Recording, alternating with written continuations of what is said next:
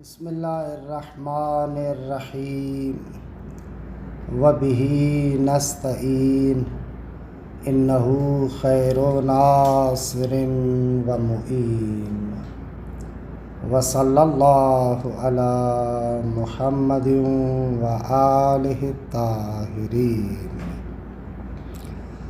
الحمدللہ، خداوند منان کے لطف و کرم سے ہماری گفتگو کتاب شریف بدایت المعارف میں ہے۔ بحث ہماری امامت کے بارے میں تھی، عقیدتنا فی طاعت الائمہ۔ شارح محترم نے اس بحث کے ذیل میں ضمناً عصمت ائمہ کے مسئلے کو بھی بیان کیا، اگرچہ عصمت امام کے بارے میں پہلے بھی تفصیل سے گفتگو ہو چکی ہے۔ بہرحال مناسبت ما سے عصمت امام کے مسئلے کو مطرح کیا، روایات کے اندر اس مسئلے کو بیان کیا اور دو آیتوں کو ذکر کیا، ایک آیہ امامت اور ایک آیہ تطہیر۔ آیہ تطہیر کے بارے میں گفتگو ہو رہی تھی۔ بحث کے دوران اس مسئلے کو اٹھایا کہ آیہ تطہیر سورہ مبارکہ احزاب میں جہاں پر پیغمبر کی بیویوں کا تذکرہ ہے وہاں پر ذکر کیا گیا۔ سوال یہ تھا کہ اگر اس آیہ تطہیر سے مراد اہل بیت نبوت ہے یعنی پنجتن پاک، تو پھر اس آیت کو ازواج النبی کی آیات کے ذیل میں کیوں مطرح کیا؟ ایک بیان مرحوم مظفر رحمۃ اللہ علیہ یعنی صاحب دلائل الصدق کا تھا کہ ان کے اعتبار سے یہ جو پیغمبر کی بیویوں کو اوامر اور نواہی مطرح کیے گئے، ان کی علت کو بیان کرنے کے لیے آیہ تطہیر کو یہاں پر ذکر کیا گیا، یعنی کأنہ یہ کہا جا رہا ہے اے ازواج نبی، تم عام لوگوں کی طرح نہ ہو، تمہیں عفت اور پاک دامنی کا دامن تھامنا چاہیے، پردہ کرو، خدا کی اطاعت کرو۔ کیوں؟ اس لیے کہ تمہارا جو ہمسر ہے، زوج ہے، وہ بیت اطہار سے ہے، وہ اطہار کے جن کے بارے میں خدا کا ارادہ ہے کہ ان کو رجس اور نقائص سے دور کیا جائے۔ اے ازواج نبی، اگر تم اس کا لحاظ نہیں کرو گی تو یہ ایک طریقے سے خود رسول اللہ کی بدنامی کا باعث بنے گا، لہٰذا تم لوگوں کو طہارت کا، عفت کا اور ان چیزوں کا لحاظ کرنا چاہیے۔ یہ صاحب دلائل الصدق کا بیان تھا۔ بعض افراد نے کہا کہ آیہ تطہیر یہاں پر جملہ معترضہ کے عنوان سے ہے۔ مرحوم آقا شہید مرتضیٰ مطہری رحمۃ اللہ علیہ اس نقطے کی وضاحت کچھ اس طریقے سے کرتے ہیں۔ آقا کا جو مکمل بیان ہے کہ یہاں پر اس کا خلاصہ انہوں نے ذکر کیا ہے، مکمل بیان یوں ہے، یہ جو آیہ تطہیر اس مقام پر ہے ازواج النبی کے درمیان، یا مثلاً سورہ مائدہ میں دیکھیں حلال اور حرام کا تذکرہ کرتے ہوئے آیہ اکمال دین کو ذکر کیا گیا ہے۔ سورہ مائدہ کی 3 نمبر آیت میں حرمت علیکم المیتۃ والدم ولحم الخنزیر وما اہل لغیر اللہ بہ، یہاں تک کہ بات آتی ہے الیوم اکملت لکم دینکم واتممت علیکم نعمتی، کہ کثیر روایات سے پتہ چلتا ہے کہ یہ الیوم اکملت لکم دینکم غدیر کے موقع کے بعد یہ آیہ نازل ہوئی ہے، یعنی امیر المومنین کی ولایت کا اعلان ہو گیا، بعد میں اس آیت کو نازل کیا گیا۔ لیکن قرآن مجید کی ترتیب کے لحاظ سے دیکھیں، اس حلال اور حرام کے تذکرے کے بعد اس آیت کو رکھا گیا ہے کہ یہ تھوڑا سا عجیب لگتا ہے۔ آقا مطہری فرماتے ہیں کہ یہ در حقیقت پیغمبر اکرم صلی اللہ علیہ وآلہ وسلم نے خود اس ترتیب سے آیات کو رکھوایا ہے، یعنی بعض افراد کہتے ہیں کہ یہ بعد والے خلفاء نے تحریف کی ہے، آیات کی جگہ کو تبدیل کر دیا ہے، لیکن آقا مطہری کہتے ہیں کہ نہ، یہ جو آیات کی ترتیب اس طریقے سے قرار دی گئی ہے یہ پیغمبر کے حکم سے تھا، خداوند متعال کے حکم سے تھا۔ منتہا اس کا فلسفہ یہ ہے کہ اللہ تبارک و تعالی نے جو قرآن کو نازل کیا ہے یہ قرآن آخری کلام ہے، اور اس کے بارے میں کہا کہ ہم اس کو نازل کرنے والے ہیں اور ہم ہی اس کی حفاظت کرنے والے ہیں، یعنی اس قرآن کو تحریف سے بچائیں گے۔ جیسے دوسرے کتاب محرف ہو گئے، ان میں تحریف واقع ہوئی، اس قرآن میں تحریف واقع نہیں ہوگی، ہم نے اس کو نازل کیا ہے، وَإِنَّا لَهُ لَحَافِظُونَ، ہم ہی اس کی حفاظت کرنے والے ہیں۔ اچھا، جب اس طریقے سے ہے تو سوال اٹھتا ہے خدا کس طریقے سے قرآن کی حفاظت کرتا ہے؟ تحریف سے بچانے سے کیا مراد ہے؟ آیا خداوند متعال جبری طور پر، یعنی کوئی بھی بندہ اگر قرآن میں تحریف کرنا چاہے تو خدا جبراً اس کو منع کرتا ہے؟ آیا اس طریقے سے ہے؟ اس طریقے سے تو نہیں ہے، بلکہ قرآن کی ترتیب اس طریقے سے قرار دی ہے کہ اصلاً اس میں تحریف کرنے والا تحریف کرنے سے باز آ جائے گا، کیونکہ اگر اس آیہ تطہیر کو، آیہ اکمال دین کو جداگانہ واضح مقام پر رکھا جاتا تو ہو سکتا ہے بعد والے جو امیر المؤمنین کی ولایت کے منکر ہیں وہ لوگ اس آیت میں تحریف کر دیتے، جیسا کہ بعض روایات میں ہے کہ امام سے پوچھا جاتا ہے کہ امیر المؤمنین کا خلیفے کے عنوان سے قرآن میں ذکر کیوں نہیں کیا، نام لیا جاتا؟ تو اس کا جواب ائمہ نے اس طریقے سے دیا کہ اگر قرآن مجید میں واقعاً امیر المؤمنین کی ولایت اور خلافت کو صریح طریقے سے نام لے کر ذکر کیا جاتا تو بعد والے جن لوگوں نے خلافت کو چھینا تھا وہ لوگ ان آیات میں تحریف کرنے سے باز نہ آتے۔ آپ کہیں کیسے ہو سکتا ہے کہ وہ قرآن مجید میں تحریف کرتے؟ بھائی ان لوگوں سے کچھ بھی بعید نہیں تھا، پیغمبر کی وفات سے 1.5-2 مہینہ پہلے خود امیر المؤمنین کی بیعت کر کے آئے، اس کو امیر المؤمنین کہہ کر آئے، اس کی ولایت کا اقرار کر کے آئے۔ خوب 1.5 مہینے میں یہ لوگ جو اتنے واضح اقدام کے بعد مخالفت کرتے ہیں تو ان سے بعید تھوڑی ہے کہ قرآن مجید میں اگر نام ہوتا تو وہ لوگ اس میں بھی تحریف کر دیتے، یہ کوئی بڑی بات نہیں ہے۔ یعنی یہ جو بعض افراد کہتے ہیں کہ بھائی خداوند متعال اگر امیر المؤمنین کے نام سے سیدھا سا یعنی نام لکھ دیتا تو کیا حرج تھا؟ اگر نام لکھ دیتا تو یہ لوگ ان آیات میں تحریف کر رہے تھے۔ کوئی کہے کہ مگر وہ قرآن کی مخالفت کر سکتے ہیں، بھائی کیوں نہیں کر سکتے؟ تاریخ گواہ ہے کہ صریح نصوص قرآن کی ان لوگوں نے مخالفت کی ہے۔ مثلا قرآن کہتا ہے وَوَرِثَ سُلَيْمَانُ داود، ایک نبی دوسرے نبی کا وارث بن سکتا ہے، خوب صریح قرآن مجید کی آیت موجود ہے، لیکن ان لوگوں نے بعد میں جناب سیدہ سے فتح چھین لیا اور اس صریح نص قرآنی کی مخالفت کر دی۔ تو ان لوگوں سے کوئی بعید تھوڑی ہے کہ سیدھی سی آیات کی مخالفت کرتے، یہ کوئی اتنی بڑی بات نہیں ہے۔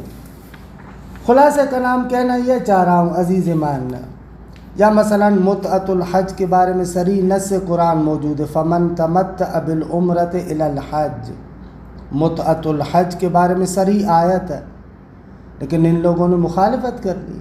اسی طریقے سے دوسرے مسائل صریح قرآن موجود ہے، وما ینطق عن الہویٰ ان ھو الا وحی یوحیٰ، لیکن آخری وقت پیغمبر کہتے ہیں کہ مجھے کاغذ قلم دو کہ میں تمہیں لکھ کر دوں، وہاں پر سامنے والا کیا کہتا ہے کہ نعوذ باللہ پیغمبر ہذیان کر رہے ہیں۔ تو یہ کوئی بندہ تعجب نہ کرے کہ بھئی یہ لوگ صریح قرآن کی مخالفت کر سکتے تھے یا نہ، کیوں نہیں کی ہے ان لوگوں نے مخالفت۔ اگر صریح طریقے سے نام بھی ہوتا مولا علی کا تو اس کو یہ لوگ تحریف کر دیتے۔ اسی طریقے سے یہ جو آیت تطہیر ہے، اگر اس کو جداگانہ واضح طریقے سے دوسرے مقام پر رکھا جاتا تو یہ لوگ اس آیت میں بھی تعریف کر دیتے۔ لہذا پیغمبر اسلام نے خداوند متعال کی رہنمائی میں ان آیات کو اس جگہ پر رکھا تاکہ منافقین کے لیے تاویل کا دروازہ کھلا رہے، یعنی صریح طریقے سے آیت میں تحریف نہ کریں، اس کے معنی کے بارے میں لوگوں کو الجھائیں، اور ایسی صورت میں جو عاقل انسان ہوگا وہ قرائن داخلیہ کو دیکھے گا، اس کو پتہ چل جائے گا۔ یعنی کأنہ پروردگار عالم نے اس قسم کی کلیدی آیات کو، بنیادی آیات کو ایسے مقام پہ رکھا تاکہ ان منافقین کے لیے تاویل کا دروازہ کھلا رہے اور خود آیت میں تحریف نہ کرے، اور دوسری طرف سے جو اہل انسان ہے، لائق انسان ہے، اگر وہ غور و فکر کرے گا تو اسے پتہ بھی چل جائے گا۔ یہ نقطہ آغا مطہری رحمۃ اللہ علیہ ذکر کرتے ہیں۔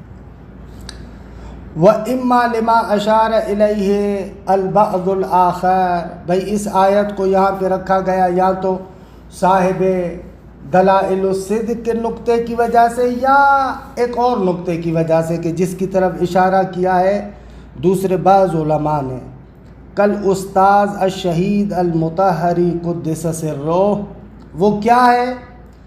لما اشار الیہ، ما اشار الیہ کا بیان یہ ہے، من انہا نزلت فی حق الخمسۃ الطاہرہ، یہ آیت تطہیر پنجتن پاک کے شان میں نازل ہوئی ہے، ولیکن وضعت بین الآیات المذکورہ، لیکن اس آیت تطہیر کو ازواج النبی کی آیات کے درمیان رکھا گیا، کیوں؟ لمصلحت حفظ الاسلام، تاکہ اسلام کی حفاظت کی مصلحت کو مد نظر رکھا جائے۔ یہاں پر اسلام سے مراد یعنی قرآن مجید کو تحریف سے بچانے کے لیے، کیونکہ اگر قرآن محرف ہو جائے، نعوذ باللہ اس میں تحریف ہو جائے تو پھر اسلام بھی محفوظ نہیں رہتا۔ ان تبلیغات سوء المنافقین و تمردہم و اعراضہم، منافقین کی جو گندی تبلیغات تھیں، جو ان کا تمرد تھا، عصیان تھا، ہٹ دھرمی تھی، وہ لوگ جو حقائق سے منہ پھیر لیتے تھے، اس سے بچانے کے لیے آیت کو یہاں پہ رکھا۔ بھئی کیسے؟ کیونکہ لأن النبی کان خائفا من التمرد الصریح عن الاسلام والقرآن الکریم، کیونکہ پیغمبر اکرم کو ڈر تھا کہ یہ منافقین اسلام کا صریح انکار کریں گے، قرآن کا صریح انکار کریں گے۔ اگر اس کو ممتاز اور جداگانہ جگہوں پر ان آیات کو رکھا جاتا تو یہ لوگ ان آیات کو اڑا دیتے، ان میں تحریف کر دیتے۔ اس اعتبار سے پیغمبر کو خوف تھا۔ لا من ان یذهبوا الی التأویل، البتہ اس چیز کا مسئلہ نہیں تھا کہ وہ لوگ آ کر معنی میں تبدیلی کریں، تعویل کریں، یہ تو ہو سکتا ہے، مع قیام القرینۃ الداخلیۃ والخارجیۃ علی المعنی المراد، کیونکہ آیت کے اندر قرائن داخلیہ بھی موجود ہیں، جیسے کہا کہ ازواج کے لیے ہنہ کی تعبیر اور ان اہل بیت کے لیے کم کی تعبیر تھی۔ قرائن خارجیہ وہ روایات، قرائن داخلیہ اور خارجیہ کے باوجود ہم آیت کو اس مقام پر رکھتے ہیں تو یہاں پر اہل بندے کو پتہ چل جائے گا کہ اسے معنی مراد کیا ہے۔ لیکن ادھر سے جس کے دل میں زیغ ہے، ہٹ دھرمی ہے، اس کے لیے بھی باطل تعویل کا کأنہ دروازہ کھلا ہوا ہے، لیکن اہل انسان کے لیے بھی دروازہ کھلا ہوا ہے۔ فَجُعِلَتِ الْآيَةُ الْمَذْكُورَةُ وَأَشْبَاهُهَا كَآيَةِ إِكْمَالِ الدِّينِ فِي ضِمْنِ الْآيَاتِ الْأُخَرَ۔ تو اسی وجہ سے اس آیت کو اور اس جیسی جو دوسری آیات ہیں جیسے آیہ اکمال دین، ان کو دوسری آیات کے ضمن میں رکھا گیا۔ کیوں؟ لِأَن يَتَمَكَّنَ الْمُخَالِفُ مِنَ التَّأْوِيلِ، تاکہ مخالف کے لیے تعویل کا دروازہ کھلا رہے اور اصل آیت میں تحریف نہ کرے۔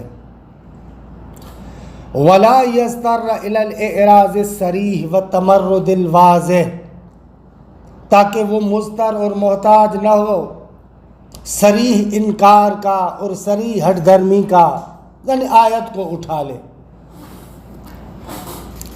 پس فالجملۃ حینئذ تکون معترضۃ بین الآیات الاخری کما لا یخفی، نتیجتاً اس صورت میں یہ آیہ کریمہ دوسری آیات کے درمیان ایک جملہ معترضہ کے عنوان سے ہے۔ اچھا، اس پیراگراف کا آغا مطہری کے مطالب کی جس طریقے سے میں نے توضیح دی ہے اس طریقے سے سمجھیے گا، کیونکہ یہ خالی عبارت کا چھوٹا سا ٹکڑا اصل مدعا کو بیان کرنے کے لیے کافی نہیں ہے۔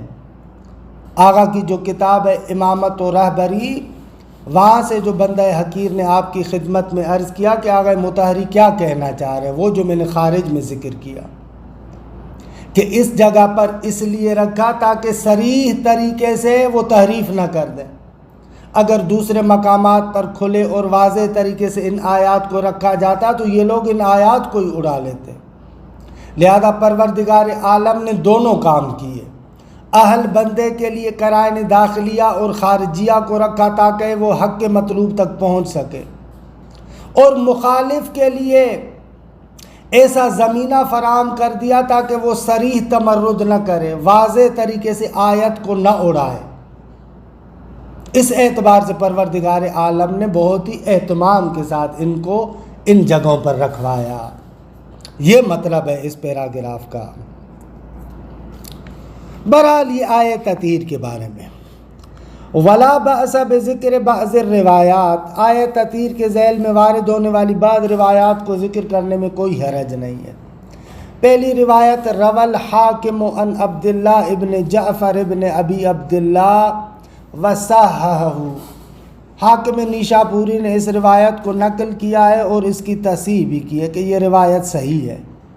انہو قال لما نظر رسول اللہ الی الرحمت حابتتاً، جب پیغمبر اکرم نے نگاہ کی کہ رحمت نیچے آ رہی ہے، نازل ہو رہی ہے، قال ادعو الی ادعو الی، میری طرف بلاؤ میری طرف بلاؤ۔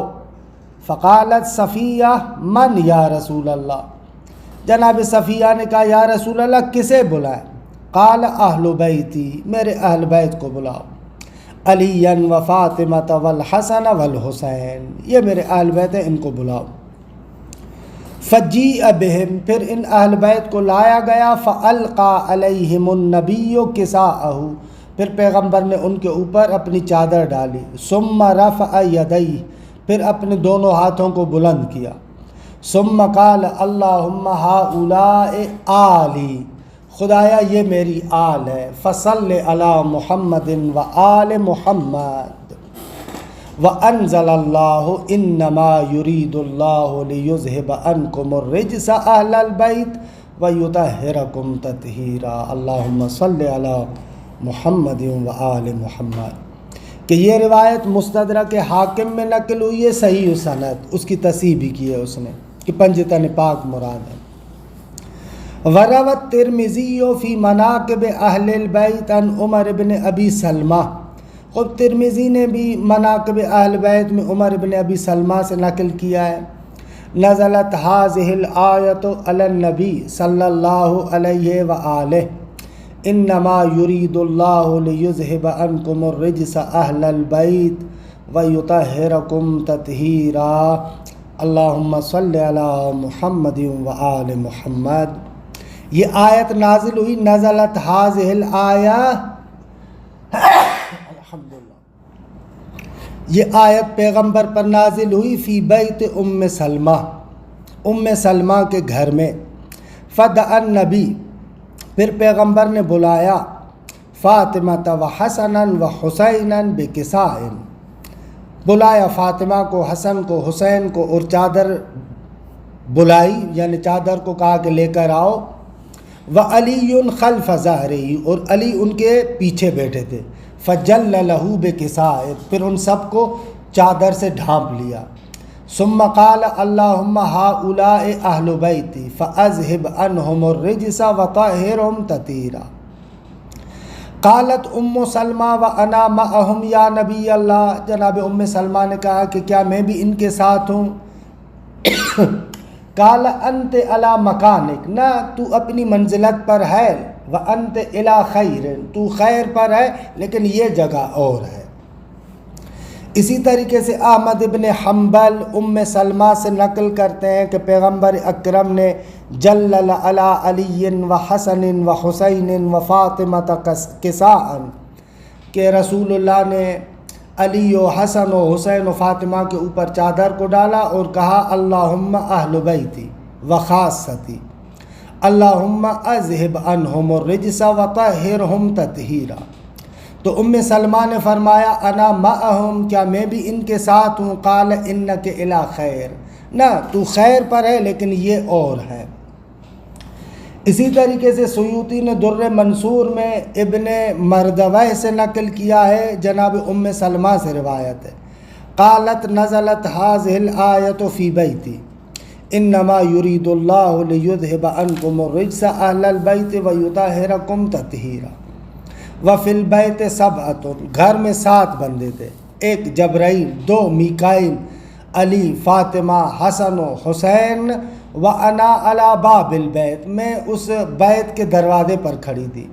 قلت یا رسول اللہ الست من اہل البیت، کیا میں اہل بیت میں سے نہیں ہوں؟ قال انک الی خیر انک من ازواج النبی، یہ اہل بیت نبوت کی بات ہے، تو خیر پر ہے، ازواج النبی میں ہے لیکن یہاں پر داخل نہیں ہے۔ اسی طریقے سے سیوطی نے در منصور میں ابی سعید خدری سے نقل کیا کہ پیغمبر اکرم نے فرمایا نزلت هذه الآیۃ فی خمسۃ، فی یعنی 1 میں، 2 علی، 3 فاطمہ، 4 حسن، 5 حسین۔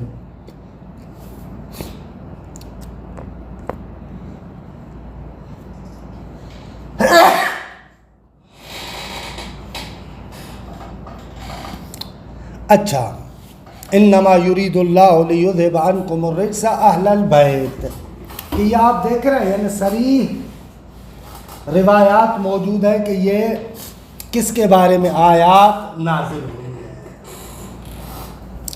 اسی طریقے سے ترمذی نقل کرتے اپنی جامع میں، وروت ترمذی فی جامعہ ان رسول اللہ کان من وقت نزول هذه الآیہ الی قرب 6 اشہر، اس آیت کے نازل ہونے سے 6 مہینے تک اذا خرج الی الصلاۃ یمر بباب فاطمہ، جب بھی نماز کے لیے آتے اور سیدہ کے دروازے سے گزرتے، ثم یقول انما یرید اللہ لیذہب عنکم الرجس اہل البیت ویطہرکم تطہیرا۔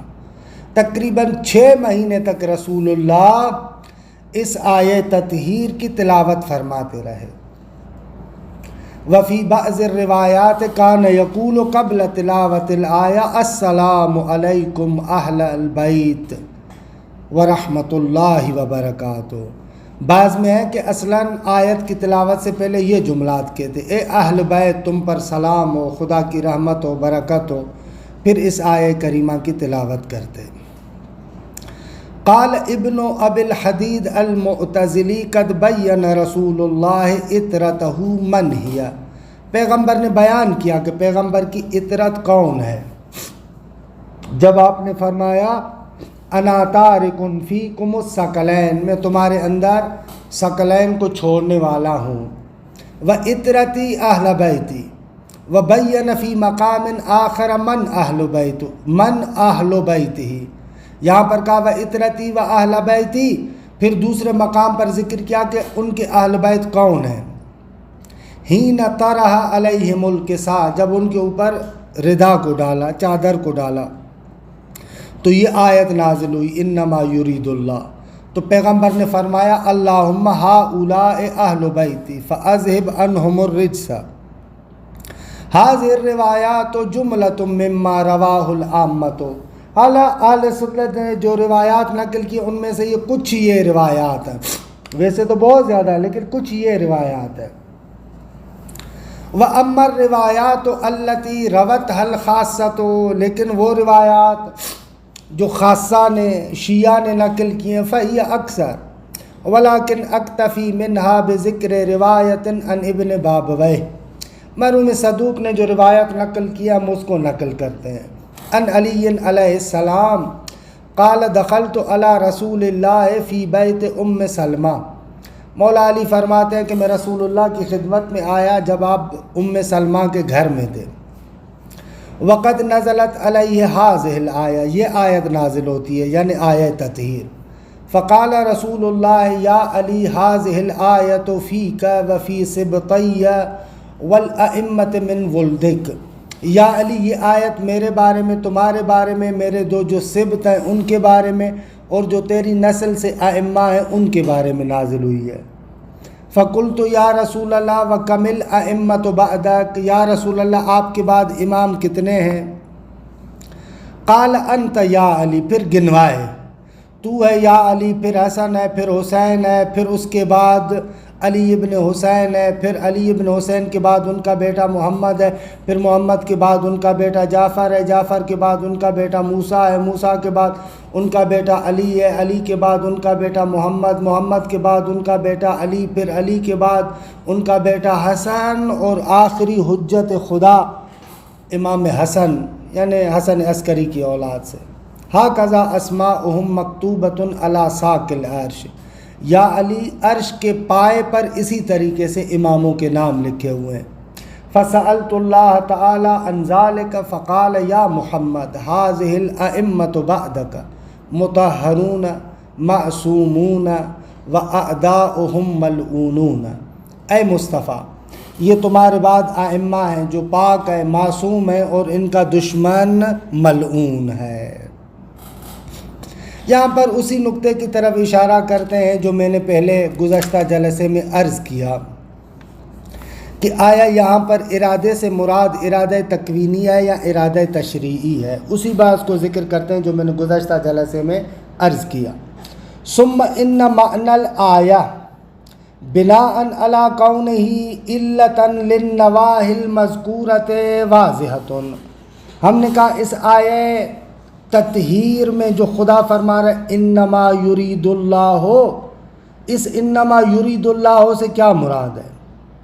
اگر مراد یہ ہے کہ خداوند متعال نے ان نواہی اے ازواج نبی یہ جو تمہارے لیے احکام قرار دیے ان کا ارادہ کیا ہے اس لیے تاکہ جو ہے وہ کیا ہے جو ہم نے ذکر کیا تھا، تاکہ اہل بیت اطہار کو پاک رکھا جائے، ان سے رجس کو دور کیا جائے، اس صورت میں یہ ارادہ تشریعی ہوگا نا، کیونکہ انما یرید اللہ یعنی وہ جو پیغمبر کی بیویاں ہیں جن کو خدا نے کہا یہ کرو یہ کرو یہ کرو یہ کرو، کیوں یہ کرو اس کی علت بیان کی، لیذھب عنکم الرجس، کیونکہ تمہارا تعلق اس شخص کے ساتھ ہے جو اہل بیت اطہار میں سے ہے، یعنی پیغمبر اکرم جو بیت اطہار میں سے، اور ہم نے ارادہ کیا ہے کہ تم لوگ اس طریقے سے رہو تاکہ وہ جو بیت اطہار کے ساتھ تعلق رکھنے والا رسول اللہ ہے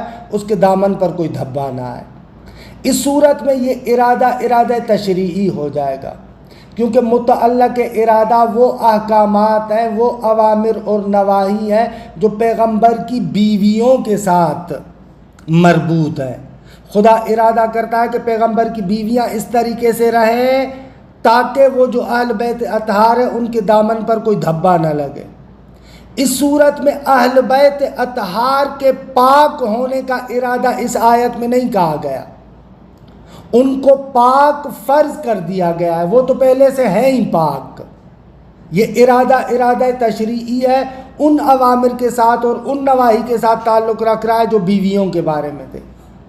ثم ان معنی الآیہ بناء علی کونہ علۃ للنواہی المذکورۃ، اس صورت میں آیت کا معنی واضح ہے، کیونکہ فإنہا تشہد علی مفروغیت طہارت اہل البیت، کیونکہ بھئی خدا نے ارادہ کیا ہے ان احکامات کا۔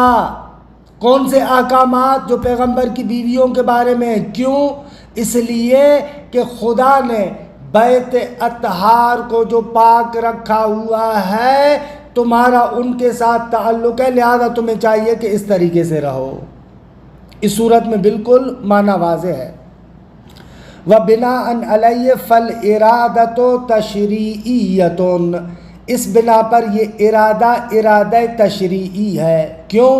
اس لیے کہ متعلق ارادہ ازواج النبی کے افعال ہے، اور متعلق ارادہ ازواج نبی کے افعال ہے، یعنی خدا کہتا ہے یہ نہ کر ولا تبرجن تبرج الجاہلیت الاولی مثلا، تو یہ ارادہ بھی ارادہ تشریعی ہو جائے گا۔ فالارادۃ تشریعیۃ متعلقۃ بالنواہی، وہ جو پیغمبر کی بیویوں کے ساتھ ہے۔ کیوں؟ لدائی عدم تلوث طہارتہم المحرزۃ المعلومہ، کیونکہ یہ جو اہل بیت اطہار ہے ان کا دامن پاک رہے، ان کے دامن پر دھبا نہ لگے۔ حالانکہ یہ طاہر ہے، یہ تو مفروغ عنہ ہے، درست ہے۔ وَأَمَّا بِنَاءً عَلَىٰ كَوْنِ الْآيَةِ جُمْلَةً مُعْتَرِضَةً، اور اگر آپ کہیں کہ نہ، انما یرید اللہ میں متعلق ارادہ طہارت پنجتن پاک ہے، تو اس صورت میں یہ ارادہ تکوینی ہے، یعنی تشریعی طور پر نہیں کہا جاتا کہ آپ لوگ پاک رہے۔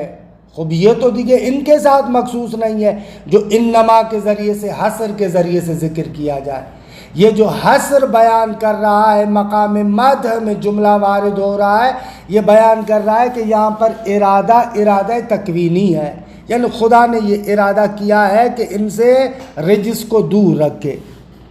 وَأَمَّا بِنَاءً عَلَىٰ كَوْنِ الْآيَةِ جُمْلَةً مُعْتَرِضَةً فِي ضِمْنِ الْآيَاتِ الْمَذْكُورَةِ، جو مشہور معنی بھی ہم کرتے ہیں، فَالْإِرَادَةُ مُتَعَلِّقَةٌ بِإِذْهَابِ الرِّجْسِ إِنَّمَا يُرِيدُ اللَّهُ لِيُذْهِبَ عَنْكُمُ الرِّجْسَ، متعلق ارادہ یہ ہے کہ اے اہل بیت نبی تم سے رجس کو دور رکھے۔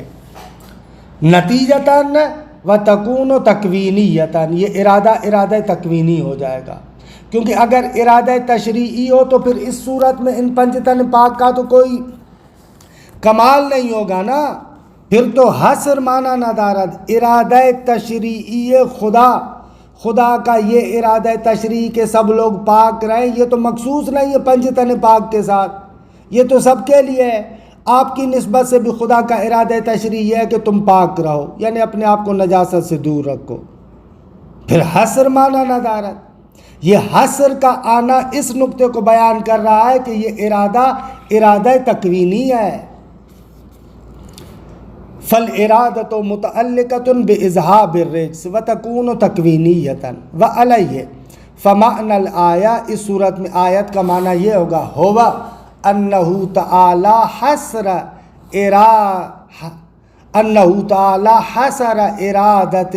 إِرَادَتَهُ لِإِذْهَابِ الرِّجْسِ، خدا نے اپنے ارادے کو منحصر کیا ہے کہ اس رجس کو دور کرے اور پاک کرے۔ کس کو؟ اہل بیت کو۔ خدا کا صرف اہل بیت کو پاک کرنے کا ارادہ ہے، درست ہے۔ خب یہ اس صورت میں کیا ہے؟ ارادہ تکوینی ہونا چاہیے۔ وَمِنَ الْمَعْلُومِ أَنَّ هَذِهِ الْإِرَادَةَ لَيْسَتْ إِلَّا إِرَادَةً تَكْوِينِيَّةً، اس صورت میں نہیں ہوگا یہ ارادہ مگر ارادہ تکوینی۔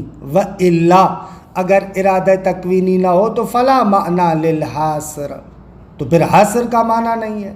کیونکہ اگر ارادہ تشریعی ہو تو ارادہ تشریعی تو مخصوص نہیں ہے اہل بیت کی طہارت کے ساتھ، ارادہ تشریعی تو سب مکلفین کی نسبت سے ایسے ہے، خداوند متعال سب کی نسبت سے ارادہ تشریعی رکھتا ہے کہ وہ پاک رہیں، یعنی خدا آپ سے نہیں چاہتا کہ باوضو رہیں، خدا آپ سے نہیں چاہتا کہ گناہوں کی طرف نہ جائیں، خود سب سے چاہتا ہے، پھر اس صورت میں حصر کا کیا مطلب ہوگا؟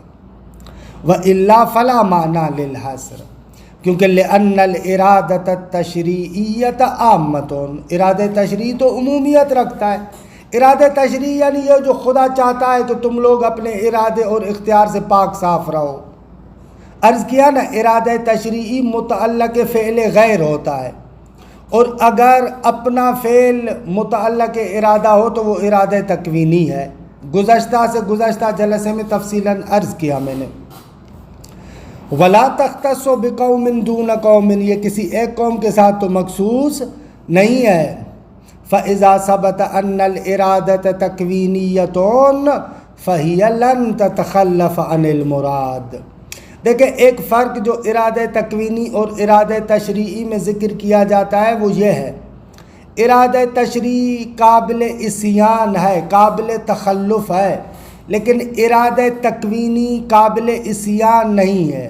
مثلا خدا کا ارادہ تشریعی ہے کہ تم نماز پڑھو، ہو سکتا ہے تم نماز نہ پڑھو کیونکہ اس میں تمہارے ارادے کو بھی دخالت ہے، ارادہ تشریعی کی مخالفت ہو سکتی ہے، اما ارادہ تکوینی میں تخلف نہیں ہوتا کیونکہ ارادہ تکوینی میں خدا اپنے فعل کا خود ارادہ کرتا ہے اور خدا کا فعل اس کے ارادے سے جدا نہیں ہو سکتا۔ انما امرہ اذا اراد شیئا ان یقول لہ کن فیکون، تو وہ ہو کر رہتا ہے۔ تو کہتے ہیں فاذا ثبت ان الارادۃ تکوینیۃ تو فہی لن تتخلف عن المراد، تو یہ ارادہ مراد سے جدا نہیں ہوگا۔ فارادۃ التطہیر مساوقۃ لطہارۃ اہل البیت، پس خدا کا تطہیر کا ارادہ کرنا یہ مساوق ہے، برابر ہے اہل بیت کی طہارت کے۔ والتعبیر بالمضارع لعلہ لافادۃ استمرار هذه الارادۃ التکوینیہ، کوئی بندہ کہے کہ یہ انما یرید اللہ، یرید و فعل مضارع ہے، فعل مضارع کیوں آیا ہے؟ کہہ رہے ہیں بابا فعل مضارع کے بارے میں آپ نے بلاغت میں پڑھا ہے تجدد اور استمرار پر ارادہ رکھتا ہے، یعنی تجدد اور استمرار پر دلالت کرتا ہے۔ تو یہاں پر یریدو کو بیان کر کے کأنہ پروردگار عالم فرماتا ہے یہ ارادہ تکوینی متجدد ہوتا رہتا ہے، کیونکہ ہم لوگ عام طور پر جو خدا کے بارے میں اور مخلوق کے بارے میں سوچتے ہیں نا، ایسے سمجھتے ہیں کہ خدا نے دے دیا اور ختم ہو گئی بات، نہ، خدا کی طرف سے جو بھی فیض ملتا ہے اس میں استمرار ہوتا ہے، کبھی بھی اس کی جانب سے وہ فیض رکتا نہیں ہے۔ اس استمرار کے نقطے کو بیان کرنے کے لیے فعل مضارع کو لایا گیا۔ والتعبیر بالمضارع لعلہ لافادۃ استمرار هذه الارادۃ التکوینیہ، اور مضارع کی تعبیر کو لایا گیا ہے شاید اس لیے تاکہ اس ارادہ تکوینی کے استمرار کو بیان کرے، یعنی کأنہ ہمیشہ یہ خدا کا ارادہ رہتا ہے۔ ثم ان هذه الارادۃ التکوینیہ لا تتنافى مع اختیاریۃ العصمۃ عن الذنوب۔ ممکن ہے کوئی بندہ سوال کرے کہ اگر اہل بیت کی پاکائی ارادہ تکوینی پروردگار عالم ہے تو پھر اس میں اہل بیت کا کمال کیا ہے؟ تو یہ ہم نے عصمت کے باعث میں ذکر کیا تھا کہ یہ ارادہ تکوینی پروردگار عالم عصمت اہل بیت سے منافات نہیں رکھتا۔ لا تتنافى مع اختیاریۃ العصمۃ عن الذنوب، کیونکہ لارادتہ تعالی طہارتہم مع وساطۃ اختیارہم، کیونکہ خداوند متعال نے فقط ان کی طہارت کا ارادہ نہیں کیا، خدا نے ارادہ کیا ہے کہ ان کی طہارت انہی کے اختیار کے ذریعے سے ہو، تو دیکھیں ان دونوں میں منافات نہیں ہوگی۔ وہ بھی جو ہم جبر و اختیار کے باعث میں ذکر کرتے ہیں نا، جو علم الہی کو مطرح کرتے تھے شبہ جبر کے عنوان سے کہ خدا جانتا ہے کہ یہ بندہ فلاں زمانے میں شراب پیے گا، اب یا تو وہ شراب پیے گا یا نہیں پیے گا، اگر شراب پیے گا تو مجبور ہے، اگر نہیں پیے گا تو علم خدا جہل ہو جائے گا۔ تو وہاں پر ہم نے ذکر کیا تھا کہ بابا خدا ازل سے جانتا ہے کہ یہ شراب پیے گا اپنے اختیار کے ساتھ۔ تو یا مثلا یہ بھی کہتے ہیں کہ بابا بندہ جو بھی کام انجام دیتا ہے اس میں ارادہ تکوینی پروردگار عالم شامل ہے یا نہ؟ وہاں پر ہم کہتے ہیں ارادہ تکوینی پروردگار عالم ہے، تو پھر وہاں پر یہ اشکال کرتے ہیں اس صورت میں تو جبر لازم آئے گا۔